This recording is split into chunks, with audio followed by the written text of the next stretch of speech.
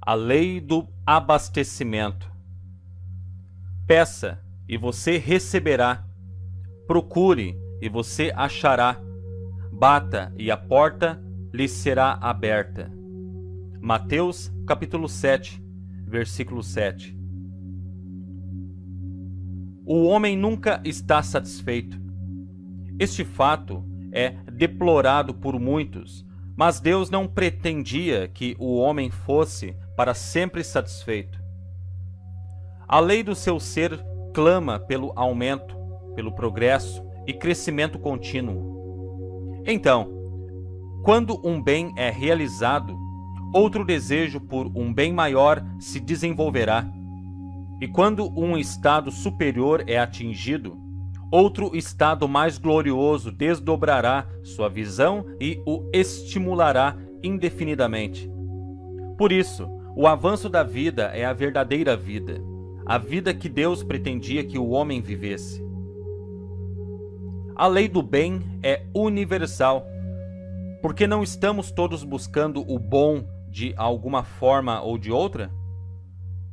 Tanto a ciência como a lógica declaram que o universo é preenchido com a substância essencial de todo bem imaginável que o homem pode imaginar, e que ele tem direito a um suprimento completo e crescente de todo e qualquer bem que ele possa necessitar ou desejar. Acreditamos, portanto, que é certo e bom para o homem procurar satisfazer todos os seus desejos e ambições que são bons e puros. Aqui está a chave para a lei, da forma como Jesus revelou. Tudo quanto em oração pedirdes, tenhais fé que já o recebestes, e assim lhes acontecerá. Toda pessoa, consciente ou inconscientemente, está operando esta lei em uma só pessoa. Funciona universalmente e em todos os planos da expressão da vida. Todos nós estamos diariamente atraindo para nossas vidas as coisas que mais desejamos e esperamos. E se atraímos coisas boas ou más, o princípio operado é o mesmo. Mas, como queremos mais das coisas boas da vida e menos das ruins, será necessário entender a lei com mais perfeição e assim sermos capazes de adaptar nosso pensamento de maneira mais direta. Assim, garantimos os maiores benefícios que advêm do uso inteligente e consciente de seu poder. Afirmamos repetidamente que Deus é nosso suprimento, nosso abastecimento. E se pensamos um momento e rastreamos nosso suprimento de volta à sua fonte, concordamos que a afirmação é verdadeira. A dificuldade de alguns é que eles podem mais facilmente olhar para a criação como fonte de sua substância do que para o Criador dessa fonte.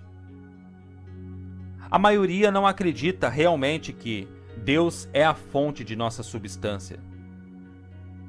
Tentamos pensar que é verdade e, teoricamente, podemos aceitá-lo, mas há uma incerteza. É difícil para alguns acreditar em algo que não vem. É muito mais fácil acreditar no que vemos. Agora, se pudermos ver muito sobre nós, estamos dispostos a acreditar e aproveitar, mas depois, como somos capazes de acreditar na abundância do bem, então haveremos e desfrutaremos. Assim, no início, a questão é: o que vem primeiro, ver ou acreditar? Ao estudarmos os fatos, aprenderemos que o último vem em primeiro lugar. Precisamos primeiro crer, acreditar, e a lei é baseada em nossa crença, que por sua vez determina nossa visão. As pessoas uma certa vez acreditavam em magia. Uma vez eles pensaram que coisas materiais poderiam aparecer do nada e do absoluto zero. Eles também acreditavam que as coisas poderiam desaparecer do nada. A ciência refutou há muito essa ideia e provou que essa magia é impossível. Exceto quando isso é feito através de algum truque de química, algum truque ou ilusão de ótica. A substância pode ser convertida, transmutada e modificada de muitas maneiras, mas nunca pode ser destruída. Por exemplo, se plantarmos uma semente no solo, ela brotará e se tornará uma árvore. A cada ano, a árvore trará folhas na primavera e as derramará no outono. As folhas caem para a terra e tornam-se uma parte do solo fértil. A árvore vive por 100 anos, morre, cai na terra e se deteriora. Esta madeira, decompondo-se lentamente, se tornará parte da terra e é endurecida em turfa e carvão. O carvão é extraído e trazido para casa como combustível. Quando o carvão é consumido pelo fogo e queimado em cinzas, as unidades de calor jogadas fora são usadas para aquecer a casa. As cinzas são novamente lançadas sobre a terra, fornecendo alimento para o solo, que finalmente nutre outra semente e faz com que ela brote e se torne no tempo certo outra grande árvore. Seguindo o ciclo das substâncias de uma árvore, nós a achamos mudando de forma muitas vezes. Nós a vemos liberando gases, unidades de calor, produtos químicos de muitos tipos, e ainda assim, se fosse possível medir com precisão, descobriríamos que nem uma pequena parte foi perdida. Toda a provisão que sempre existiu ainda é e sempre será, pois nada pode ser desperdiçado ou perdido. Nunca pode haver falta de oferta. Algumas pessoas não enxergam a abundância ao seu redor e não apreciam as mesmas. É uma evidência de que elas não entendem ou não aplicam a lei. Em sua cegueira, eles dizem que muita coisa não existe e que, como sua visão é limitada, estão certos, em parte, pelo fato de sua limitada percepção. Mas quando eles aprendem a enxergar com a mente, eles perceberão de maneira diferente. Há uma fase da lei conhecida como oferta e demanda, que é encontrada em todos os departamentos da vida. Tempos atrás, Thomas Edison recorreu ao uso da oferta e demanda quando inventou a primeira luz elétrica. Quando sua lâmpada de carbono foi trazida para o povo como um novo tipo de iluminação, muito superior a qualquer método então conhecido, eles a aceitaram prontamente? Muitos acharam isso ridículo e muito caro. Eles estavam usando velas, lâmpadas a óleo e uma pequena porcentagem de lâmpadas a gás. Assim, muito tempo se passou antes que o público fosse educado para as vantagens da eletricidade sobre os velhos modos de luz, calor e energia. Somente quando as pessoas se convenceram das vantagens desse novo poder, elas investiram em seu futuro. Construíram casas de força e instalaram postes e cabos de fios em toda a cidade para fábricas e casas. E como tudo isso foi realizado? Quando havia demanda pela necessidade de energia elétrica, a oferta estava próxima. De onde veio tudo isso?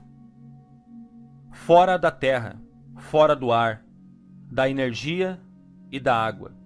Energia a vapor, gás, petróleo e 1001 outras fontes. Vem diretamente da natureza, cuja visão criou esses materiais na Terra. Há um tempo atrás, os nossos antepassados estavam muito bem equipados e em grande estilo, andando em carruagens. Onde essas carruagens estão agora? Quase sumidas e quase esquecidas. O automóvel os substituiu. Como tudo isso aconteceu?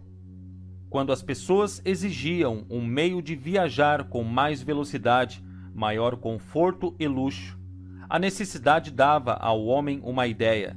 Ele pensou em construir uma carruagem sem cavalos.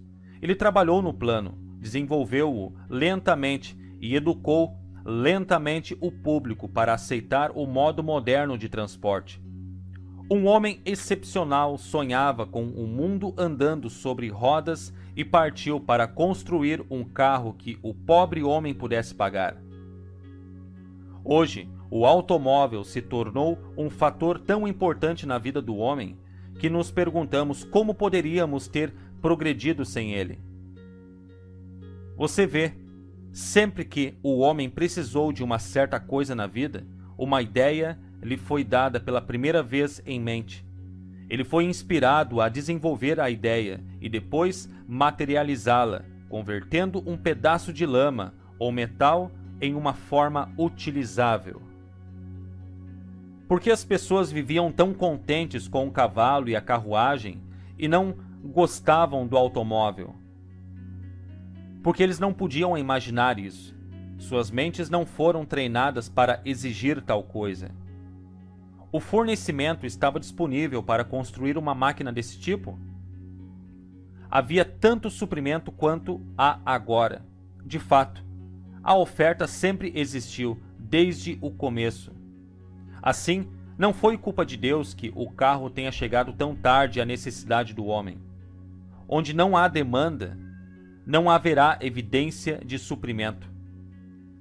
Nossos pais, que tinham uma consciência limitada, a carruagem de tração animal, não conseguiam atrair o novo modo de viajar até que pudessem ampliar suas mentes para conceber a necessidade do automóvel. O segredo da lei está na consciência de alguém. A vida de um homem não consiste na abundância das coisas que ele possui, mas na consciência daquilo que ele possui. O homem possui o mundo inteiro e toda a sua riqueza, mas só é capaz de desfrutar do que sua consciência lhe permite discernir. Em algum lugar eu li a história de um homem que vivia fora de Pittsburgh e operava uma pequena fazenda de laticínios. Dia após dia, ele trabalhou incansavelmente para ganhar uma vida pobre para si e para sua família. Um dia, vários homens que estavam examinando algumas terras próximas atravessaram seu pasto. Quando atravessavam uma corrente de água que corria pelo campo, o fazendeiro notou que pararam, abaixando-se e estudando o lodo e a espuma que se acumulavam contra a firme passarela que ele havia colocado ali. Um homem pegou um copo de água na mão e aparentemente bebeu.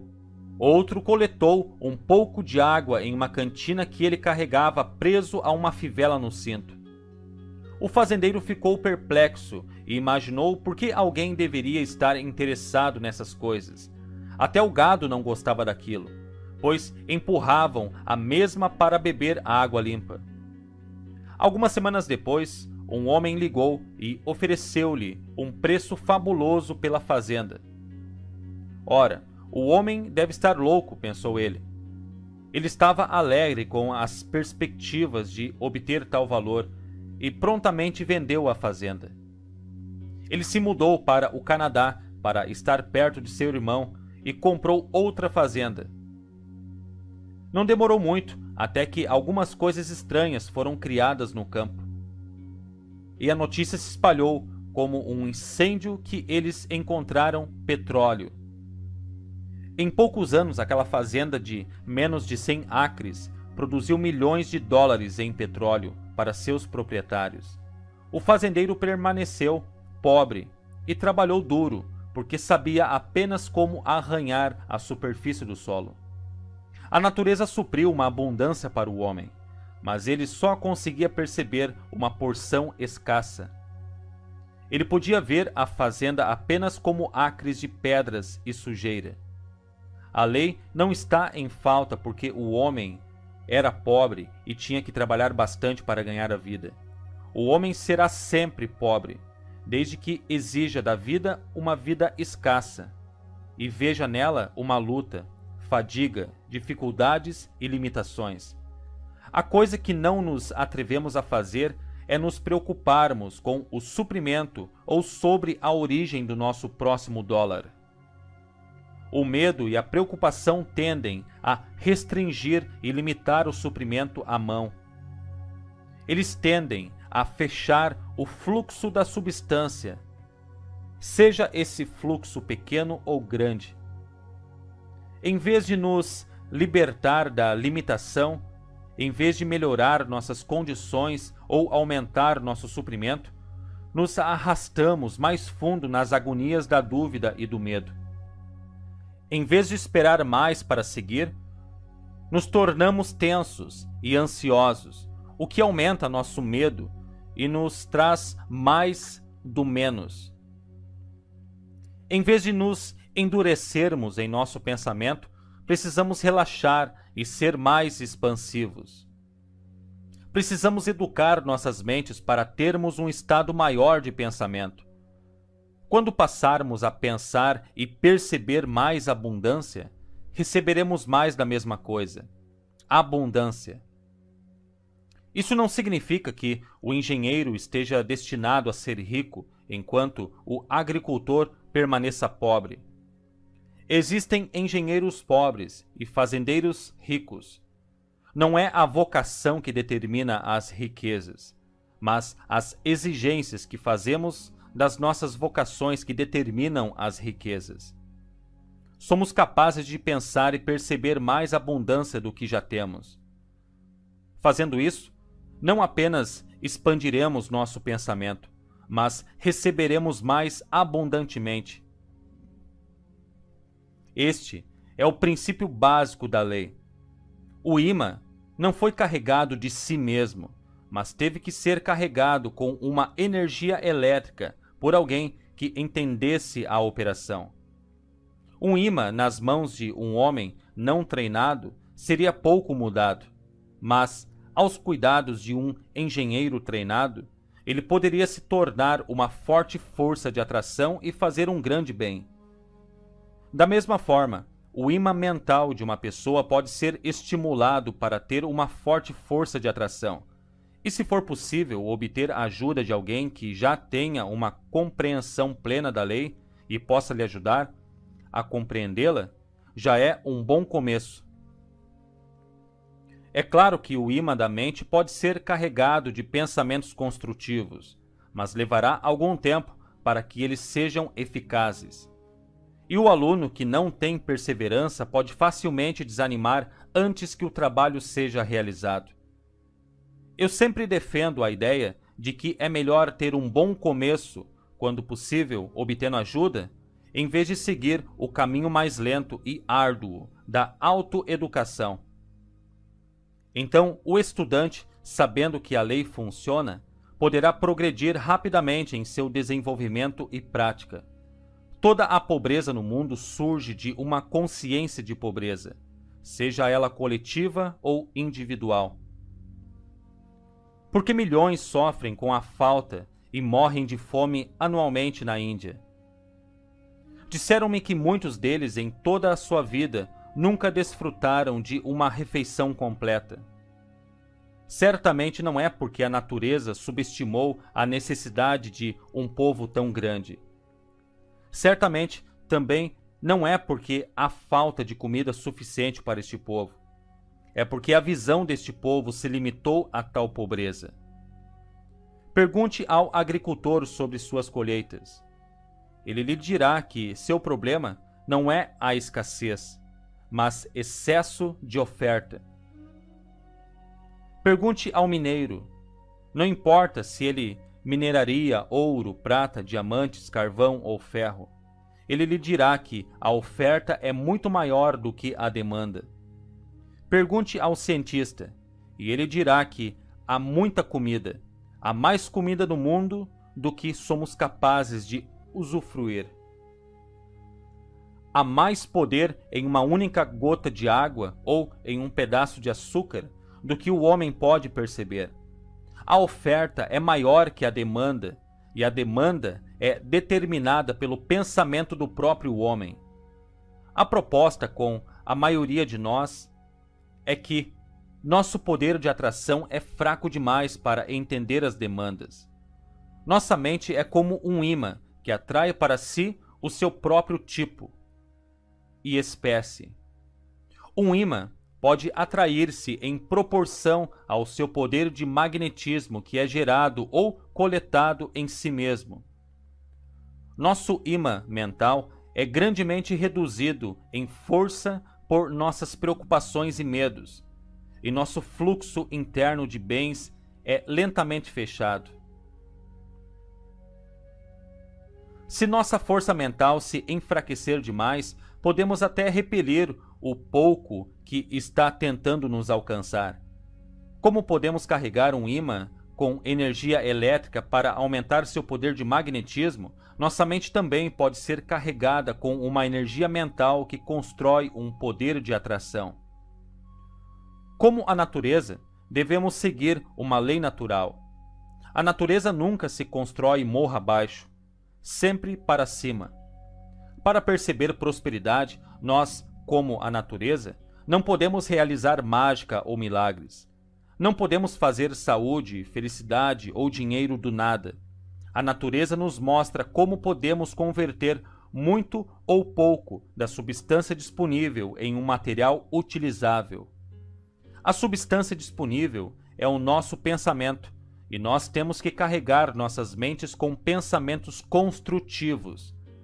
Da mesma forma que a natureza, para nós realizarmos o bem, nossos pensamentos devem estar sempre sendo conduzidos para cima, devem ser construtivos.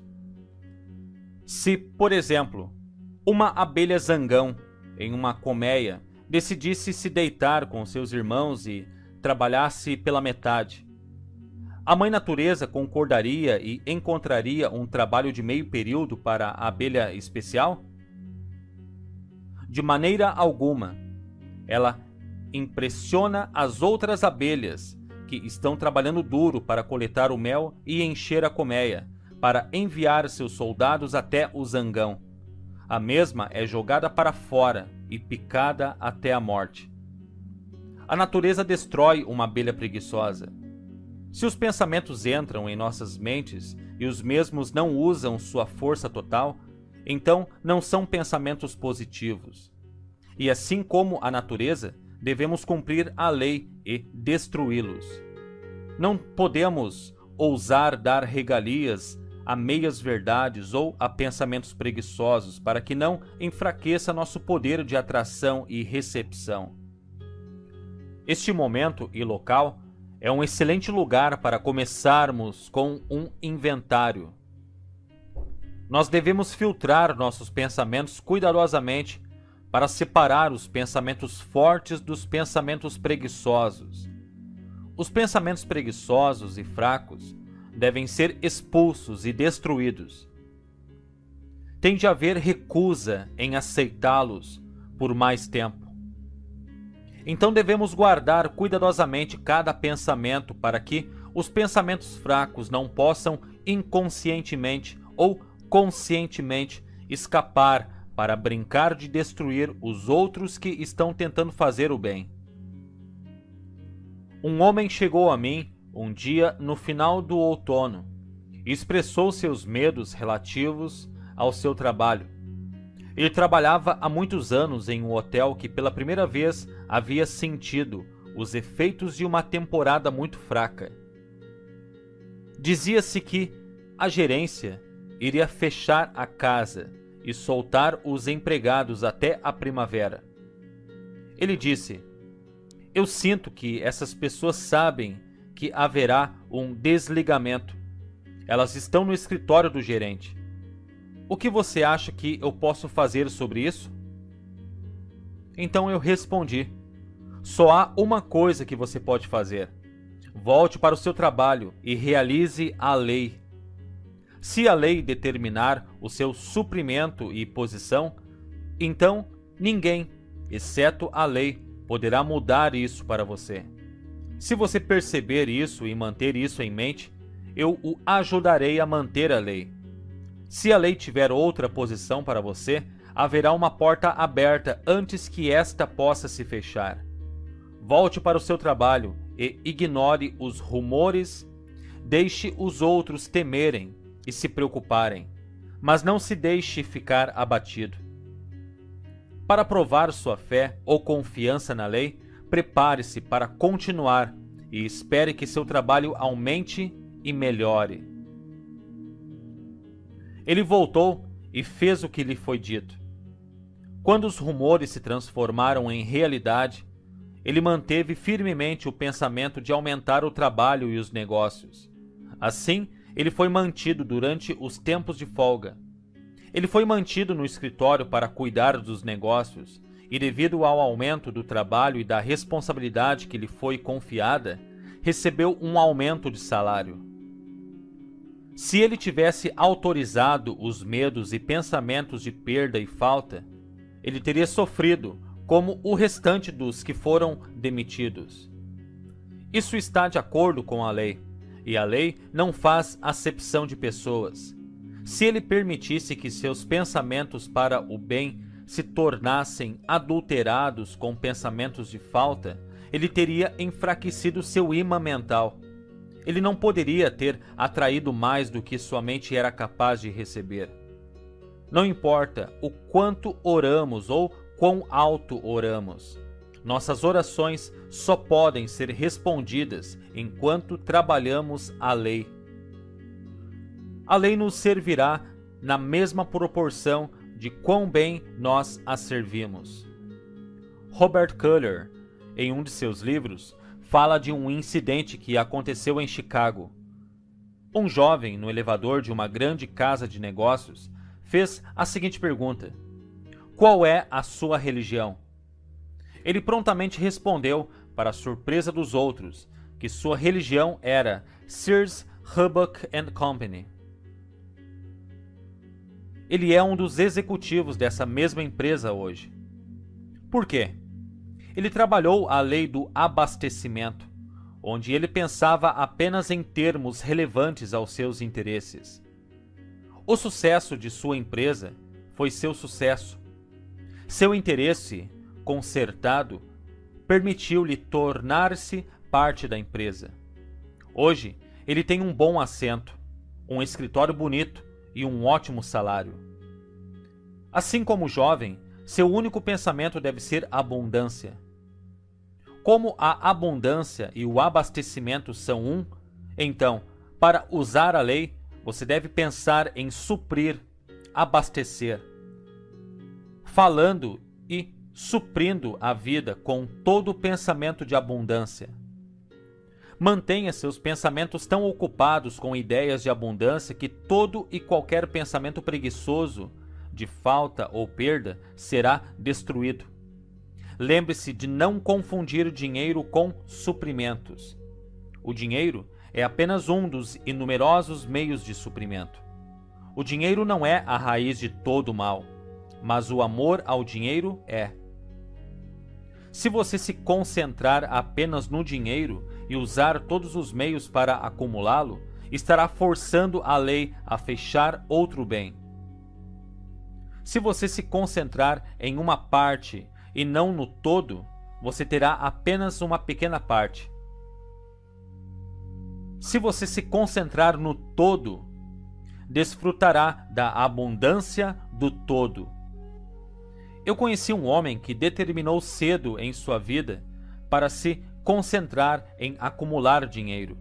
Ele alcançou sua ambição e se tornou um homem muito influente em sua cidade.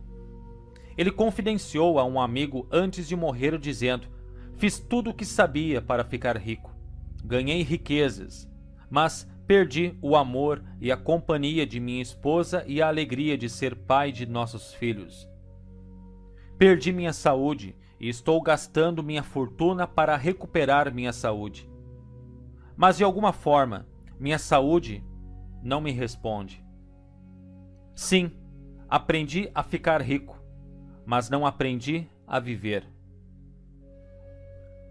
Se amamos a lei, usamos a lei para obter suprimento e, usando-a com sabedoria, iremos satisfazer nossos desejos. Aprenderemos a viver de maneira sadia, livre e sábia, e não haverá perdas. Nossas vidas serão tão completas quanto Deus, a lei, as projetou para serem. Pode haver muitos de vocês que estão tentando seguir as ideias da verdade e que sinceramente afirmaram e pensaram declarações para o fornecimento, mas de alguma forma isso só veio em pequenas quantidades. Isso pode ser em grande parte devido ao fato de que seus sentidos ainda são fortes demais para sua mente controlar. Talvez você precise ver primeiro antes de acreditar. Isto é, você está tão acostumado a ver tanto suprimento ou dinheiro que, apesar de suas declarações, acredita mais no que vê do que naquilo que está tentando pensar. É necessário que você primeiro treine seus sentidos para ficar sob o controle dos pensamentos que você sabe que deve pensar para se conformar com a lei. Florence Shinn dá um exemplo claro disso em seu livro The Game of Life, O Jogo da Vida. Ela fala de um homem que estava procurando uma nova posição e, tendo uma quantia limitada de dinheiro, estava debatendo em sua mente se deveria comprar um novo casaco ou segurar o dinheiro, para o caso de ter tempo para conseguir emprego. Ele foi aconselhado a comprar o casaco, e era um casaco de pele caro. Isso reduziu consideravelmente sua conta bancária, mas aumentou sua confiança e estimulou sua fé a tal ponto que seu futuro empregador captou o espírito e deu-lhe um excelente trabalho. O casaco serviu para capacitá-lo a se sentir próspero, e o empreendimento fortaleceu sua coragem e confiança, de modo que a lei passou a satisfazer a demanda. Se tal condição surge em que alguém se sente melhor por ver alguma evidência de prosperidade, então é sábio fazer aquilo que torna mais fácil para a pessoa atrair prosperidade para ele. Certamente não é útil trabalhar pela prosperidade e ver uma pilha de contas diante de você ou uma condição de limitação e miséria ao seu redor. É melhor se afastar de tal visão e ir onde a visão está mais de acordo com o desejo da mente. Quando eu desejo trabalhar para a minha prosperidade ou para a dos outros, eu tento ficar em um ambiente onde há abundância e beleza e onde as pessoas ao meu redor não estão em situação limitada. Portanto, seguimos dizendo que você pode constantemente atrair em sua vida toda e qualquer forma de bem que você realmente deseja, pois é a vontade de Deus que você desfrute de todo o bem que promova felicidade e progresso. Todo desejo é uma expressão da vontade, enquanto esperar o bem é exigir bem, de modo que ambos são necessários para atrair a oferta. Portanto, busque ajustar seu desejo com o plano de Deus, que é a lei, e espere que todo o bem lhe alcance. Fazendo isso, nada além do bem poderá vir. A abundância de tudo que é bom é necessário. É a herança natural de todo homem, mulher e criança. Essa é uma verdade da vida. É errado alguém habitar na pobreza quando existe abundância para todos.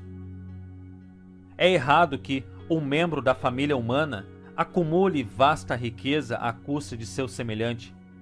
É errado habitar em condições de guerra e caos quando a paz pode prevalecer. É errado os fortes se aproveitarem dos fracos. É errado viver a escassez quando podemos ter qualquer coisa que possa ser essencial para promover o bem-estar e a felicidade do indivíduo. Então, o que quer que seja que não ofereça satisfação, harmonia, crescimento e aumento é anormal. A natureza originalmente pretendia que as reais necessidades do homem fossem supridas adequadamente. A natureza é produtora de bênçãos, que ela dá livremente à humanidade, sempre produzindo todas as coisas para um propósito bom e útil. Todo indivíduo, portanto, tem um direito natural a um suprimento completo de todo bem que possa usar ou usufruir. No entanto, O homem aprendeu a usar e a depender de meios artificiais para conseguir seu suprimento. Perdeu de vista a verdade básica sobre a qual esta lição se baseia. No início, vamos perceber que o mundo material em que vivemos é uma esfera de efeitos e que, por trás desses efeitos, existe um mundo de causas. Então reconheça que, quando você deseja algum efeito particular, é porque esse bem específico já existe na esfera de causas. Então reconheça que quando você deseja algum efeito particular, esse desejo é uma aparência de uma causa subjacente. Este é o princípio sobre o qual nossa definição da lei do abastecimento é baseada. E quando você aprender a operá-lo da maneira apropriada, você será capaz de atrair mais e mais coisas boas para a sua vida. Não importa a forma do bem que você possa precisar ou desejar. Em todo mundo é um princípio do bem onipotente. Cada pensamento do bem é uma semente para a produção do bem. Você tem o direito de se apropriar e usar todo o bem que quiser. E quanto mais bem você percebe e desfruta, mais você vive em verdadeiro acordo com o propósito desse espírito de bondade sempre presente. Aprenda a entender como explorar a fonte de todo abastecimento, pois não há limite para o bem, e todo o bem pode ser desenvolvido e desfrutado em sua vida. Na verdade, o homem incorpora todas as leis da natureza relativas ao seu maior bem-estar e crescimento ordenado.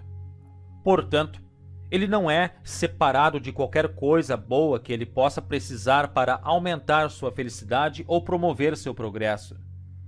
Mas se ele deve ou não possuir aquilo que ele precisa ou requer, será largamente determinado pelo uso que ele faz de sua atual dotação de inteligência e poder. Quanto mais o homem cresce no conhecimento verdadeiro e quanto mais ele usa seus poderes de formas construtivas, mais coisas boas ele criará no círculo de sua expressão, em seu próprio pequeno mundo. A Terra Prometida. Não mais vou olhar para o céu distante para o auxílio amoroso de meu Pai. Uma vez que aqui na terra seu tesouro está, e aqui está o seu reino estabelecido. Não mais através da névoa de coisas desconhecidas eu procurarei pela terra prometida, porque o tempo é o escabelo de seu trono, e eu estou dentro de sua mão. A riqueza, que é melhor que o ouro, está aqui, se eu pedir. E a sabedoria não revelada e o poder não contado estão aqui para todas as tarefas. As portas do céu estão diante dos meus olhos. Sua chave está na minha mão. Não mais olharei para o céu, distante, pois aqui é a terra prometida. Alva Romanes.